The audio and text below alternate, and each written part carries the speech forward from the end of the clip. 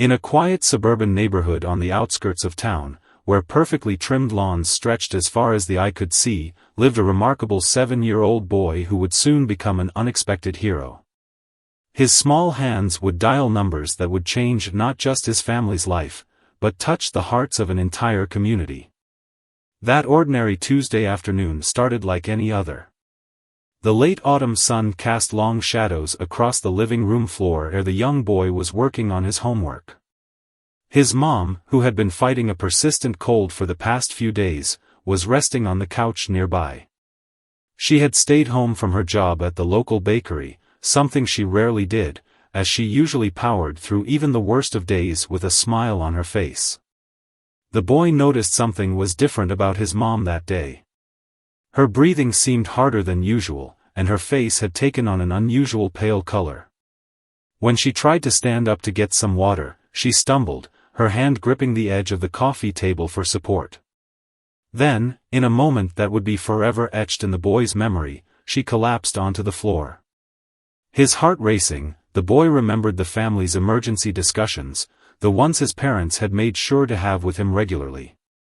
If something ever happens, and you can't wake mommy or daddy up, call 911, they had told him. He had practiced with a toy phone, memorizing the numbers and what to say, never thinking he'd actually need to use this knowledge. With trembling fingers but remarkable composure for someone so young, he reached for his mom's phone on the side table. The lock screen showed 3:42 p.m. as he swiped to access the emergency call feature. His small voice, steady despite his fear, spoke clearly into the phone as the dispatcher answered. "My mommy fell down," he said, fighting back tears. "She won't wake up, and she's breathing funny." The dispatcher, impressed by his calmness, began asking him questions. The boy answered each one with remarkable detail, their address, his mom's symptoms before she collapsed, and even mentioned her recent cold.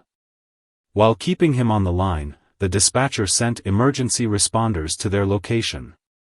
The boy followed every instruction perfectly. He unlocked the front door, put their small dog in another room to prevent it from interfering with the paramedics, and stayed by his mom's side, holding her hand and telling her help was coming. Minutes felt like hours as he waited, but he didn't leave his mom's side. He noticed her breathing becoming more labored, and remembered how she had taught him to be brave when he was scared. Now it was his turn to be brave for her. He kept talking to her, telling her about his day at school, about the math problems he had solved, and about the drawing he had made of their family, anything to keep his own fear at bay and to let her know she wasn't alone. In a quiet suburban neighborhood on the outskirts of town, where perfectly trimmed lawns stretched as far as the eye could see, lived a remarkable 7-year-old boy who would soon become an unexpected hero. His small hands would dial numbers that would change not just his family's life, but touch the hearts of an entire community. That ordinary Tuesday afternoon started like any other. The late autumn sun cast long shadows across the living room floor ere the young boy was working on his homework. His mom, who had been fighting a persistent cold for the past few days, was resting on the couch nearby. She had stayed home from her job at the local bakery, something she rarely did, as she usually powered through even the worst of days with a smile on her face. The boy noticed something was different about his mom that day. Her breathing seemed harder than usual, and her face had taken on an unusual pale color. When she tried to stand up to get some water, she stumbled, her hand gripping the edge of the coffee table for support. Then, in a moment that would be forever etched in the boy's memory, she collapsed onto the floor. His heart racing, the boy remembered the family's emergency discussions, the ones his parents had made sure to have with him regularly. If something ever happens, and you can't wake mommy or daddy up, call 911, they had told him. He had practiced with a toy phone, memorizing the numbers and what to say, never thinking he'd actually need to use this knowledge. With trembling fingers but remarkable composure for someone so young, he reached for his mom's phone on the side table. The lock screen showed 3:42 p.m. as he swiped to access the emergency call feature. His small voice, steady despite his fear, spoke clearly into the phone as the dispatcher answered. "My mommy fell down," he said, fighting back tears. "She won't wake up, and she's breathing funny." The dispatcher, impressed by his calmness, began asking him questions. The boy answered each one with remarkable detail, their address, his mom's symptoms before she collapsed, and even mentioned her recent cold. While keeping him on the line, the dispatcher sent emergency responders to their location. The boy followed every instruction perfectly. He unlocked the front door, put their small dog in another room to prevent it from interfering with the paramedics, and stayed by his mom's side, holding her hand and telling her help was coming. Minutes felt like hours as he waited, but he didn't leave his mom's side. He noticed her breathing becoming more labored, and remembered how she had taught him to be brave when he was scared. Now it was his turn to be brave for her. He kept talking to her, telling her about his day at school, about the math problems he had solved, and about the drawing he had made of their family, anything to keep his own fear at bay and to let her know she wasn't alone. The ambulance ride was unlike anything the young boy had ever experienced. Sitting beside his mother, still holding her hand, he watched in quiet amazement as the paramedics worked with swift efficiency. The female paramedic, with kind eyes visible above her medical mask, explained everything she was doing in simple terms the boy could understand. She told him his mother was getting medicine to help her breathe better, and that the machines they had attached were helping them make sure she was okay. Through the ambulance windows, the boy watched his familiar neighborhood transform into unfamiliar streets. The autumn trees blurred past as they sped toward the hospital, their sirens clearing a path through the afternoon traffic. He noticed how other cars moved aside, just like in the safety videos they had watched at school. Everything felt surreal, like being inside one of his video games, except this was frighteningly real. At the hospital, a whirlwind of activity surrounded them. The emergency room staff were already waiting, having been briefed about his mother's condition during the ambulance ride. The boy found himself gently guided by a nurse with gray curly hair who introduced herself as Nurse Joy. She had a warm smile that reminded him of his grandmother and spoke to him not as a child, but as the brave person who had helped save his mother's life. "Your dad will be here very soon," Nurse Joy assured him as they sat in a special waiting area. "Would you like to draw while we wait? We have some great colored pencils."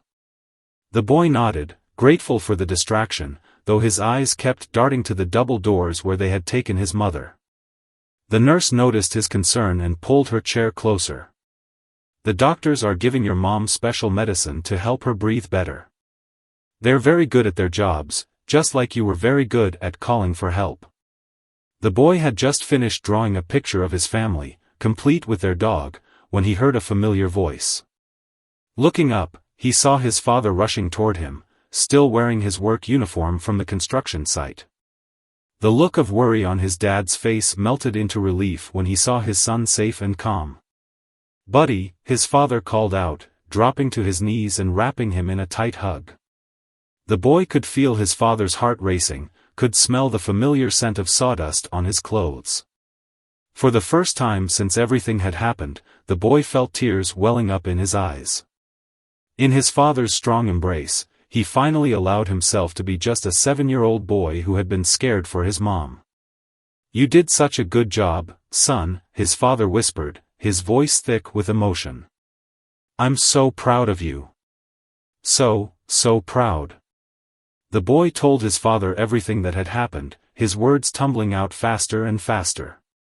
His father listened intently, still holding him close, nodding and squeezing his shoulder reassuringly. The doctors came to update them soon after. They explained that his mother had experienced something called anaphylaxis, a severe allergic reaction, likely triggered by a new medication she had taken for what they now knew was bronchitis, not a simple cold. The combination had created a perfect storm in her body, but thanks to her son's quick action, they had been able to treat her in time. "Your son's call gave us the precious minutes we needed," the doctor explained to his father. "He's a real hero." The boy, listening carefully, felt a warm glow of pride, but also a deep sense of relief. His mom was going to be okay. That was all that mattered. As evening settled in, they were finally allowed to see her. The hospital room was quiet except for the soft beeping of machines. His mother was awake, looking tired but much better than before. Her face lit up when she saw her family, and she opened her arms wide for her son. The boy carefully climbed onto the bed beside her, mindful of the tubes and wires. "My brave, wonderful boy," she whispered, holding him close. Her voice was hoarse, but her eyes were bright with tears and love. "The doctors told me what you did. How did you know exactly what to do?" The boy told her about remembering their emergency practice sessions, about how he had tried to be brave just like she had taught him. A knock at the door interrupted their reunion. A local police officer had come to visit, having heard about the remarkable young boy who had handled the emergency so well. The officer carried a special package, a certificate of bravery from the police department, and a real junior emergency responder badge. "We don't give these out very often," the officer said seriously, pinning the badge to the boy's shirt. "But we heard about how calm and brave you were today, how you followed all the instructions perfectly, and we thought you deserved something special." The boy touched the badge gently, feeling its smooth surface under his fingers. He looked around the room at all the proud faces, his dad filming the moment on his phone, his mom wiping happy tears from her eyes, the officer standing tall and proud, and Nurse Joy watching from the doorway with her warm smile. That evening, as his father set up the fold-out chair in his mother's hospital room for their overnight stay, the boy realized something important. Being brave didn't mean not being scared. It meant doing what needed to be done even when you were scared. He had learned that lesson in the most real way possible, and it would stay with him forever. As night fell over the hospital, the boy curled up in the chair next to his mother's bed, his new badge still pinned to his shirt, his father's jacket draped over him like a blanket. The events of the day played through his mind as he drifted off to sleep, but he wasn't troubled by them anymore. Instead, he felt a new kind of strength inside himself. One that came from knowing that when it really mattered, he had known exactly what to do. News of the young boy's heroic actions spread through the community like wildfire. By the next morning, the local news station had picked up the story, touched by how a 7-year-old's quick thinking and remarkable composure had saved his mother's life. The hospital's waiting room began filling with well-wishers, from neighbors bearing home-cooked meals to his mother's colleagues from the bakery, their arms full of freshly baked treats. His second-grade teacher arrived early that morning, bringing his favorite dinosaur book and a card signed by all his classmates. The boy sat in the hospital room, reading the messages from his friends, while his mother rested. Each card was filled with colorful drawings and wobbly handwriting, telling him how cool they thought he was and asking if he could teach them how to be brave too. The hospital staff had grown fond of their young hero. The cafeteria workers always saved an extra pudding cup for him, and the janitor showed him how to make paper airplanes during the quiet afternoon hours.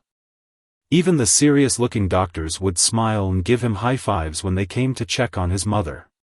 One of them mentioned that in 20 years of emergency medicine, they'd rarely seen someone so young handle a crisis so well. That afternoon, something unexpected happened. The 911 dispatcher who had taken his call came to visit. She was a gentle-looking woman with warm brown eyes and a bright yellow scarf. The boy recognized her voice immediately when she spoke. It was the same calm, kind voice that had helped him through the scariest moments of his life. "I had to meet the bravest caller I've ever had," she said, sitting down next to him. She brought along the actual recording of his call, which would be used to train other dispatchers and teach children about emergency responses. "You know," she added, "most adults don't stay as calm as you did. You're very special." The boy's father, who had taken time off work to be with his family, watched with pride as his son talked with the dispatcher about that crucial phone call. The boy explained how he remembered all their family emergency drills, and how knowing what to do had helped him stay calm.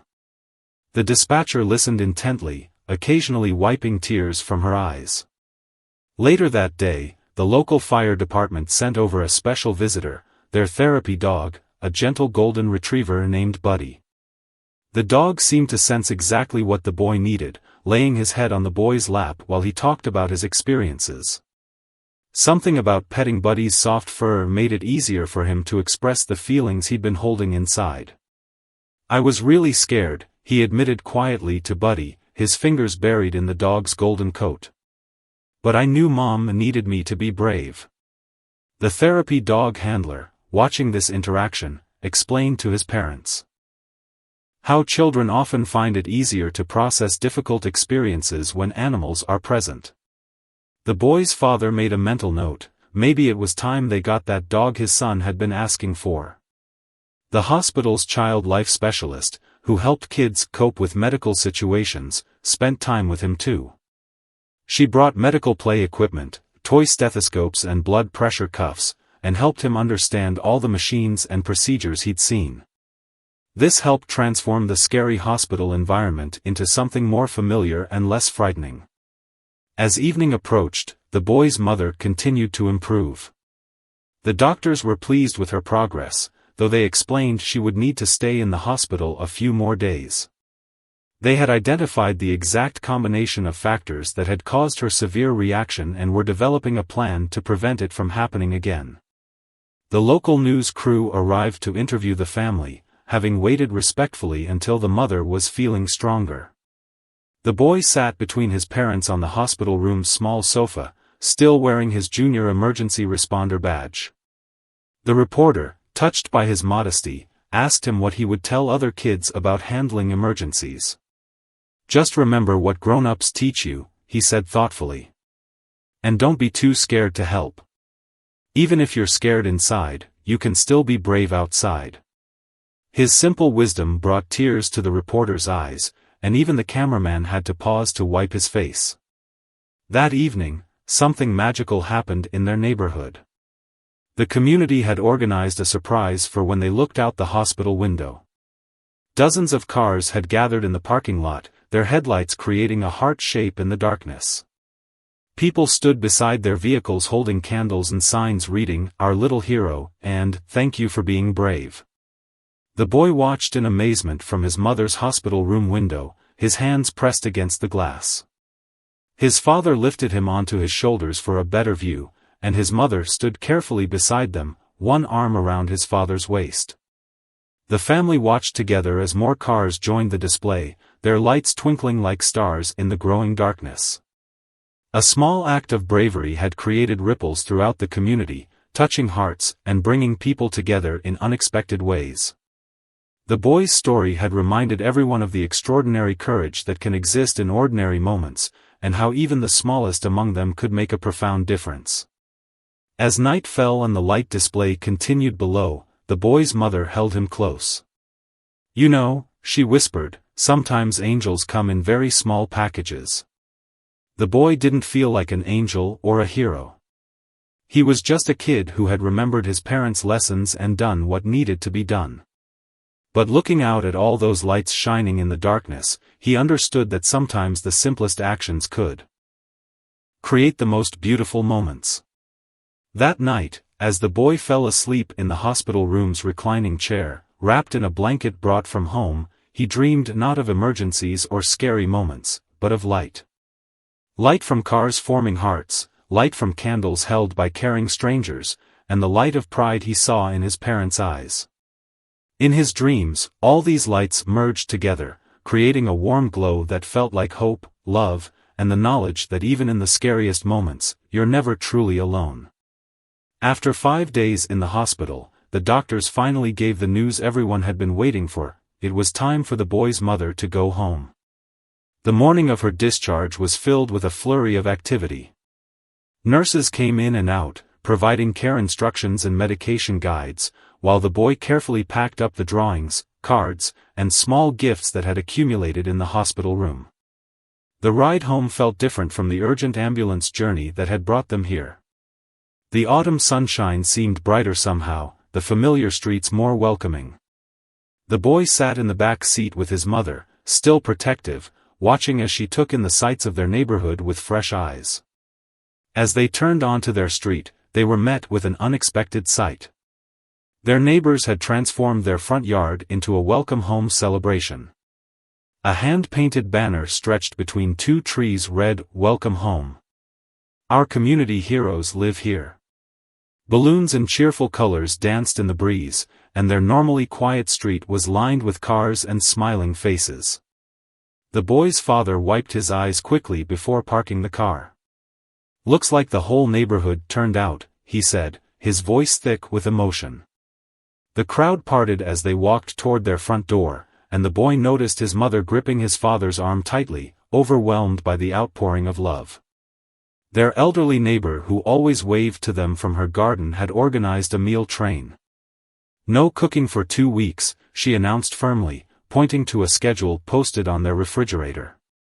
"We're all taking turns bringing dinner." The kitchen counter was already lined with covered dishes, each labeled with reheating instructions and messages of support. The boy's best friend from next door had gathered all the homework he'd missed and decorated the folder with superhero stickers. "The teacher said you can take your time," his friend's mom explained, "but he wanted to make sure you didn't fall behind." The thoughtfulness of this simple gesture brought fresh tears to his mother's eyes. That evening, as the family settled back into their home routine, everything felt both familiar and somehow different. The living room, where the emergency had unfolded less than a week ago, had been cleaned and rearranged by caring neighbors. Fresh flowers brightened every surface, their sweet scent replacing the lingering memory of fear.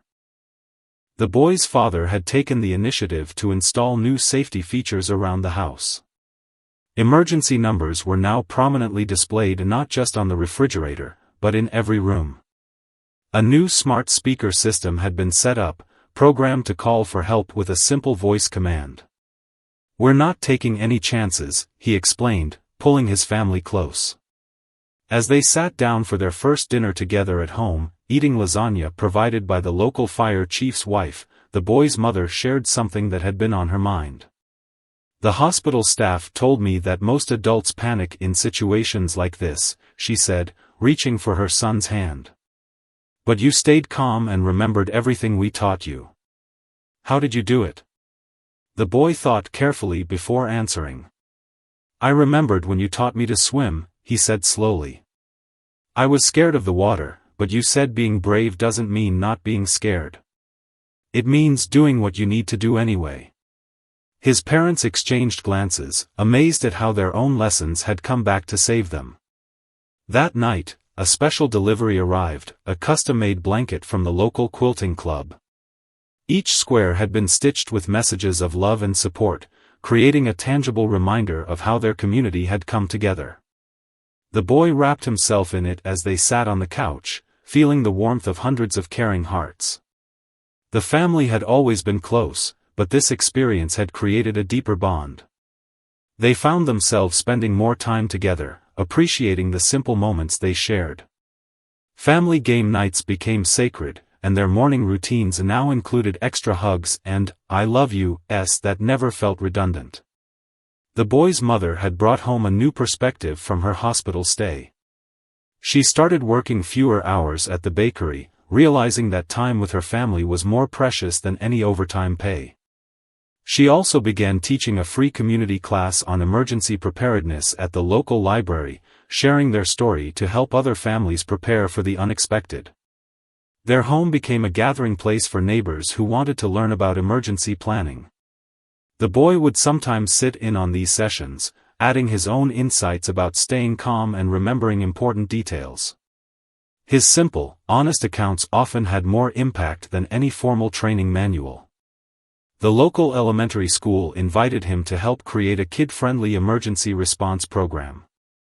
Working with his teachers and the school nurse, he helped design posters with easy-to-remember steps for different emergency situations. His story became part of the school's safety curriculum, teaching other children that they too could be heroes if they stayed calm and followed their training. One evening, as the boy was getting ready for bed, he found his mother sitting in the living room, looking at the spot where she had collapsed. "You know," she said, pulling him onto her lap, "that day changed more than just our family. It showed everyone that sometimes the biggest heroes come in the smallest packages." The boy snuggled closer, breathing in his mother's familiar scent, now mixed with the aroma of fresh baked bread from her shortened day at work. "I just did what you and Dad taught me," he said simply. "But I think the real heroes are all the people who helped us after." His father, overhearing from the doorway, joined them on the couch. "That's the thing about heroism, buddy," he said, wrapping his arms around both of them. "It's like dropping a stone in a pond. The ripples keep spreading, touching people you might never even meet. Your brave actions that day created ripples of kindness that are still moving through our community." As they sat together in the gentle evening light, the boy realized that sometimes the scariest moments in life could lead to the most beautiful changes. His family was stronger, their community was closer, and somewhere out there, other children were learning from his story, preparing themselves to be brave when their own moments came. The emergency that had started it all was becoming a distant memory, but its positive effects continued to grow. Like the quilted blanket that wrapped around him each night, their lives were now woven together with countless others, creating a tapestry of love, support, and shared humanity that made everyone stronger. 2 weeks after returning home, the boy's story took an unexpected turn. A producer from a national morning show had stumbled across the local news coverage and was touched by the story of the brave 7-year-old who had saved his mother's life. The producer reached out to the family, hoping to share their experience with a broader audience. The boy's parents were initially hesitant about the national attention. They had always taught their son to be humble, and they worried about how the spotlight might affect him. But when they learned that sharing their story could help other families prepare for emergencies, they decided to accept the invitation. The morning of the interview, their living room was transformed into a mini television studio. The boy sat between his parents on their familiar couch, now surrounded by bright lights and cameras. The interviewer, a kind-faced woman with gentle eyes, sat across from them, making them feel at ease despite the unusual situation. "What made you remember what to do in such a scary moment?" she asked the boy. His answer, delivered with the same straightforward honesty that had captured hearts locally, moved the entire crew. "My mom and dad always said that knowing what to do makes scary things less scary," he explained. "Like when you turn on the light and see there's no monster under the bed." The story resonated with viewers across the country. Soon, the family's phone was ringing with calls from emergency response organizations nationwide. They wanted to use the boy's story in their training programs, showing how proper preparation could help even young children respond effectively in crisis situations. A children's book author reached out, asking to write a picture book based on their experience. The boy was excited about the idea of helping other kids learn about emergency preparedness through a story. He even got to help choose the illustrations, making sure they weren't too scary for younger readers while still conveying the importance of staying calm and following emergency procedures. The local fire department invited the family to their annual safety fair, where the boy became an honorary junior safety ambassador. He stood proudly next to the fire trucks, sharing his story with other children and their parents. His simple message, that being prepared helps you stay brave, seemed to resonate especially well coming from someone their own age. One particularly touching moment came when a shy 5-year-old girl approached him at the fair. She told him about calling 911 when her grandmother had fallen, saying she remembered his story from the news and it had helped her stay calm. The boy's parents watched with pride as their son gave her a high five and told her she was brave too. The boys' school embraced the growing momentum around emergency preparedness. They implemented a new program called Little Heroes, teaching age-appropriate emergency response skills to all students. The boy helped demonstrate the proper way to make emergency calls, showing his classmates that even small hands could dial numbers that save lives. His mother's community classes at the library had grown so popular that they had to move to a larger venue. Parents brought their children, eager to learn from a family that had lived through a real emergency. The boy would sometimes join these sessions, demonstrating with his toy phone how to speak clearly and provide important information to dispatchers. One day, a package arrived from a group of emergency dispatchers across the country. Inside was a custom-made quilt, each square containing a message from a different 911 operator. Many shared stories of other brave children who had called for help, creating a beautiful tapestry of young heroes. The quilt found a special place on the boy's bed, reminding him that he was part of a larger community of everyday heroes. The family's experience had sparked a movement in their town. Local businesses began offering free emergency preparedness classes. The pharmacy started a program ensuring people understood their medications and possible allergic reactions. The library created an emergency resources section, filled with books and information for all ages. The boy's father noticed a change in his son over these weeks. While still the same cheerful 7-year-old who loved dinosaurs and building blocks, he had developed a quiet confidence. It wasn't pride or boastfulness, but rather the peaceful self-assurance of someone who had faced a challenge and discovered their own strength. One evening, as they walked their new puppy, a surprise gift from the community, they passed the spot where the ambulance had parked that fateful day. The boy stopped and looked thoughtfully at the street. "Dad," he said, "do you think there are other kids out there who might need to help their families someday?" His father knelt down to his level, the puppy's leash wrapped around his hand. "I'm sure there are, buddy. That's why sharing our story is so important. You're helping them get ready, just like Mom and I helped you get ready." The boy nodded, processing this idea as he scratched behind the puppy's ears. The national morning show piece aired on a Tuesday. The family watched it together, cuddled on the same couch where their emergency had occurred. Seeing their story through the lens of the camera was surreal, but the message came through clearly: preparedness, love, and courage could transform ordinary families into extraordinary heroes. The response was overwhelming. Social media filled with parents sharing their own family emergency plans, inspired by their story. Schools across the country reached out, wanting to implement similar preparedness programs. Emergency response organizations reported an uptick in families practicing emergency scenarios together. Perhaps the most meaningful response came from a letter written by another 7-year-old from across the country. "I was scared to practice emergency calls," the letter read in wobbly handwriting. "But if you could be brave when it was real, I can be brave when it's just practice."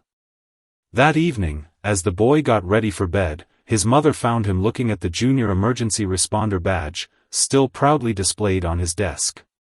"What are you thinking about, sweetheart?" she asked, sitting beside him. "I was scared that day," he admitted, running his finger over the badge's smooth surface. "But now lots of other kids won't be as scared because they'll know what to do. That makes being scared worth it." His mother hugged him tightly, marveling at the wisdom in his young heart. As summer approached, bringing warm breezes and longer days, the impact of that life-changing autumn day continued to ripple through their lives in unexpected ways. The boy's mother had fully recovered, but their family had been transformed by the experience in profound and lasting ways. The children's book inspired by their story, The Bravest Call, had become a favorite in schools and libraries nationwide. The simple illustrations and heartfelt message resonated with young readers, helping them understand that bravery wasn't about being fearless, it was about taking action despite your fears. One morning, the boy's mother discovered something remarkable while checking her email. Parents from across the country had started sending stories about how the book had helped their children handle real emergencies. A 5-year-old in Florida had remembered the story when his baby sister was choking. A 6-year-old in Oregon had called for help when she found her grandfather unconscious. The family's dining room table had become a hub for what they now called their Emergency Heroes Project.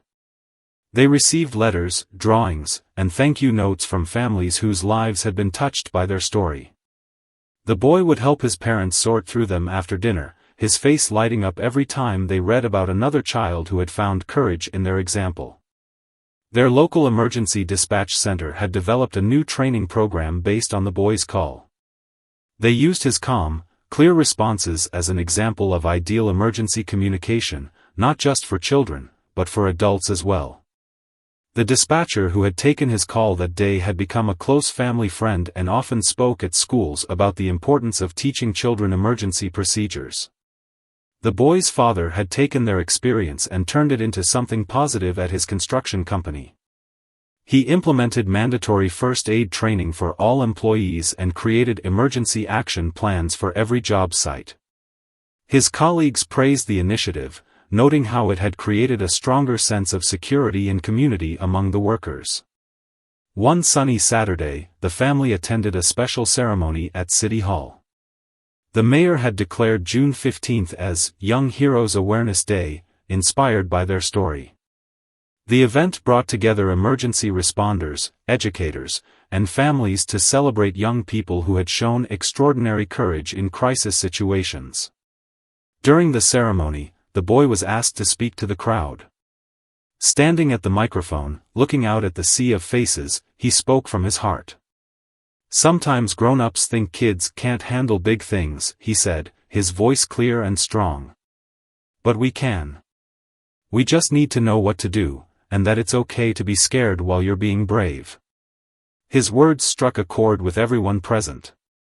After the ceremony, a group of technology developers approached the family with an idea, a child-friendly emergency response app that would help kids stay calm and remember important steps during a crisis.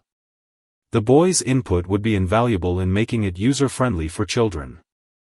The app development became a family project. The boy helped design the interface, insisting that it needed to be simple enough for even very young children to use. His mother contributed ideas about keeping children calm during emergencies, while his father focused on making sure the instructions were clear and easy to follow. Their puppy, now growing into a handsome dog, had become an unofficial therapy animal. They often brought him to emergency preparedness classes, where his gentle presence helped ease children's anxiety about practicing emergency scenarios. The boy had noticed that petting the dog helped other kids feel braver, just as holding his mother's hand had helped him that crucial day. The family's story had sparked a nationwide conversation about teaching emergency response to children. Schools began incorporating age-appropriate emergency training into their curriculum, moving away from the idea that such topics were too scary for young children. Instead, they focused on empowerment through knowledge and preparation. One day, while visiting the hospital for his mother's final checkup, they ran into one of the paramedics who had responded to their emergency. The paramedic shared how their case had changed the way emergency responders communicated with children during crises. They now made a point of explaining procedures and acknowledging children's capability to help, rather than simply telling them to stay out of the way. The boy's mother had started writing a blog about their experience and its aftermath. She shared insights about preparing children for emergencies without frightening them, and how to turn potentially scary situations into opportunities for growth and learning. Her honest, heartfelt posts attracted readers from around the world, creating a supportive community of parents committed to empowering their children. Their neighborhood had changed too. What began as a meal train during his mother's recovery had evolved into regular community gatherings. Families would come together to practice emergency scenarios, share safety tips, and strengthen the bonds that made their community resilient in times of crisis. The boys' school principal had noticed a shift in the playground dynamics. Students who might have once been teased for being afraid were now being encouraged by their peers to face their fears. "Being brave doesn't mean not being scared," had become a common phrase among the children, echoing the boys' simple but profound wisdom. One evening, as the family sat on their front porch watching the sunset, a car slowed down in front of their house. A woman stepped out, holding the hand of a small boy about 3 years old. She approached them tentatively, introducing herself as someone who had read their story online. "We've been practicing emergency calls," she explained, her eyes filling with tears. "My son was too scared to even touch the phone at first. But then we read about your story, and he said if another kid could be brave, he could be brave too." The boy smiled at his young admirer, remembering his own journey from fear to courage. That night, as the boy got ready for bed, he found his junior emergency responder badge in his drawer. It had started to tarnish a little, but the meaning behind it had only grown stronger with time. His father, watching from the doorway, asked him if he ever thought about that day anymore. "Sometimes," the boy replied thoughtfully, placing the badge back in its special spot. "But mostly I think about all the other kids out there who might need to be brave someday. It makes me happy that our story helps them practice being brave." His mother joined them, wrapping her arms around both her boys. "You know what the best part of our story is?" she asked. "It's not just about one brave moment. It's about how being brave can help other people be brave too. It's like a chain reaction of courage." As autumn returned, bringing with it memories of that life-changing day 1 year ago, the family found themselves reflecting on how much had changed. The emergency response app they had helped develop was now being tested in elementary schools across the country, and preliminary results showed that children using it felt more confident about handling emergency situations. One crisp morning, the boy's mother dropped him off at school, just as she had done that fateful day a year ago. But this time, something was different. The school was hosting its first Emergency Heroes Day, an event that had grown from the seeds of their story. Children from neighboring schools had gathered to learn about emergency preparedness through interactive demonstrations and kid-friendly activities. The boy, now 8 years old, had been asked to help run one of the stations. He stood confidently beside a practice phone setup, teaching other children how to speak clearly and stay calm during emergency calls. His old friend, the 911 dispatcher with the warm voice, worked alongside him, amazed at how naturally he connected with his peers. "Remember," he told a nervous little girl who was practicing, "it's okay if your voice shakes a little. Mine did too. The important thing is to keep talking and tell them what they need to know." The dispatcher watched with pride as the girl's shoulders relaxed, and she completed her practice call perfectly. During lunch break, a surprise visitor arrived at the school, the paramedic who had treated his mother that day. She had brought something special, the actual ambulance that had transported them to the hospital. The children gathered around in awe as she explained how the equipment worked, making the previously scary vehicle seem more like a rolling helper than something to fear. The boy's father had taken the day off work to attend the event. Standing at the back of the assembly hall, he watched his son demonstrate emergency procedures with a confidence that brought tears to his eyes. A year ago, they had been teaching him these skills, hoping he'd never need them. Now, he was teaching others, turning their family's scary experience into a source of strength for the community. The local news crew covering the event interviewed several children who had been inspired by the boy's story. A 9-year-old shared how she had created an emergency contact list for her whole family after hearing about their experience. A 6-year-old proudly demonstrated how to check if someone was breathing, just as he had learned in one of the family's community classes. During the afternoon session, the boy's mother led a workshop for parents about creating a family emergency plan. As she spoke, she noticed many parents wiping away tears, particularly when she described the moment she regained consciousness in the hospital to find that her young son had saved her life. "The greatest gift we can give our children," she told the attentive audience, "is the knowledge that they're capable of handling difficult situations. When we prepare them, we're not just teaching them procedures, we're teaching them to believe in themselves." The children's book they had inspired was being featured in a special reading corner at the event. Throughout the day, older students took turns reading it to younger ones, creating a chain of shared learning and understanding. The boy stopped by during his break and smiled as he heard his story being passed on, helping other children feel brave. A group of child psychologists had been studying the impact of their approach to emergency preparedness. Their research showed that children who learned about emergencies through positive, empowering stories like theirs showed less anxiety and more confidence in their ability to handle crisis situations. The boy's memorable line about being scared and brave at the same time had become a cornerstone of their findings. As the event continued, the boy's old friend from next door, the one who had gathered his homework during his absence, demonstrated how to use the new emergency response app. The two friends had helped test early versions of the app, offering suggestions to make it more kid-friendly. Their input had been invaluable in creating something that children could actually use in stressful situations. The family's therapy dog, now fully grown, had become an integral part of their emergency preparedness programs. He walked around the event with his therapy dog vest on, helping nervous children feel more at ease during practice scenarios. The boy explained to anyone who asked how petting a dog could help you feel calmer, just like he had learned during his hospital visits. Late in the afternoon, the mayor arrived to make a special announcement. Inspired by the success of their program, the city was launching a new initiative to install child-friendly emergency response systems in all public spaces.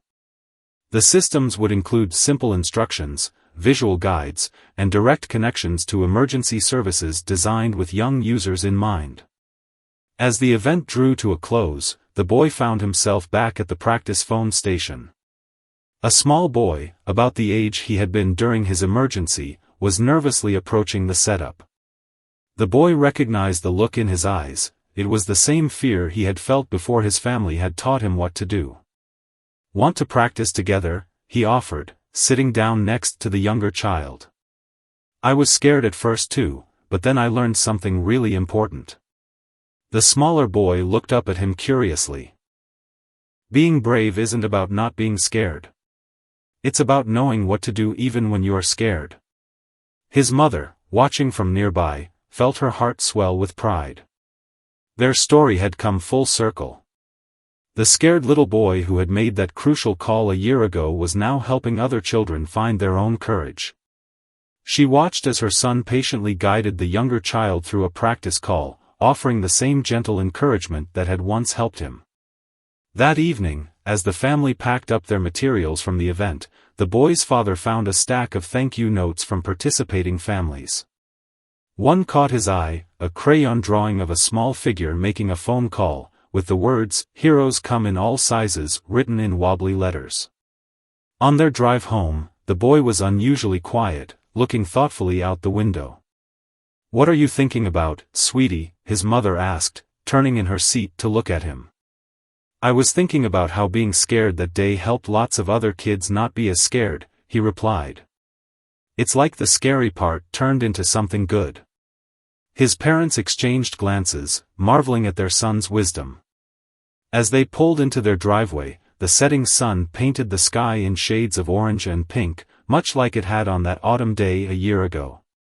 But now, instead of fear and uncertainty, their home was filled with the knowledge that even the scariest moments could become stepping stones to helping others. As the family gathered in their backyard for a special anniversary dinner, 1 year and a day after that life-changing emergency call, the evening air was filled with more than just the aroma of grilled food and fresh-baked bread. It carried the weight of memories, the warmth of gratitude, and the gentle reminder of how a single moment of bravery could transform countless lives. The boy's mother had baked a special cake, decorated with the same emergency number that her son had dialed that crucial day. Around their patio table sat the people who had become integral parts of their journey, the dispatcher who had answered the call, the paramedic who had treated the mother, the elderly neighbor who had organized the meal train, and the teacher who had helped spread their story through the schools. As twilight settled over their neighborhood, the boy's father stood up to make a toast. His voice trembled slightly as he spoke. "A year ago today, our lives changed forever. We thought we were just teaching our son about emergencies, never imagining he'd need to use that knowledge so soon. But what started as our family's scariest day has turned into hope and help for so many others." The dispatcher shared how their emergency call center had been transformed. The protocols they had developed based on the boy's call were now being adopted by dispatch centers across the country. "We've learned that children are capable of so much more than we sometimes give them credit for," she explained. "When we empower them with knowledge and trust, they can do extraordinary things." The boy's emergency response app had exceeded all expectations. Over the past year, it had been downloaded more than 100,000 times, and there were documented cases of it helping children successfully handle various emergency situations. The simple interface he had insisted on, with its clear instructions and calming features, had proven to be exactly what young users needed in crisis moments. His mother's blog had evolved into a full-fledged community platform, connecting families who had similar experiences. Parents shared stories of their children's bravery, exchanged tips on emergency preparedness, and supported each other through difficult times. The community had become a powerful reminder that they weren't alone in their experiences. The school's Emergency Heroes program had spread to districts across the state. The boy's teacher shared how other schools were reporting increased confidence among students when it came to emergency situations. The children don't see emergencies as something to fear anymore, she explained. They see them as situations they can handle, just like our young hero did. The family's therapy dog had inspired a new initiative in the local emergency services. A team of therapy dogs now visited schools regularly, helping children practice emergency scenarios in a calm, supportive environment. The presence of these gentle animals had made emergency preparedness training something children looked forward to rather than feared. As darkness fell, the boy's father set up their projector in the backyard. They had prepared a surprise video, a compilation of messages from people whose lives had been touched by their story. Children who had successfully handled emergencies, parents who had found strength in their example, and emergency responders who had been inspired to change their approach to working with young people all shared their gratitude.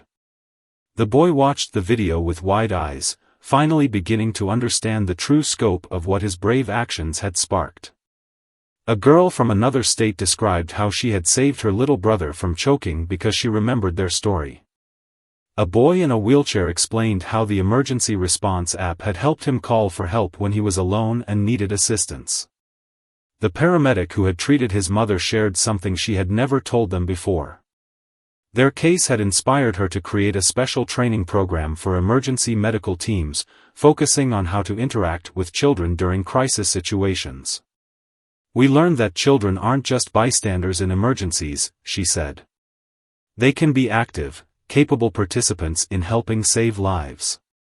As the evening progressed, the boy's mother noticed him sitting quietly on the porch swing, looking thoughtful. She joined him, wrapping a warm blanket around them both. "What's on your mind, sweetheart?" she asked, pulling him close. "I was just thinking," he replied slowly, "about how being scared that day turned into something bigger than being scared. It's like it turned into a way to help other people not be scared."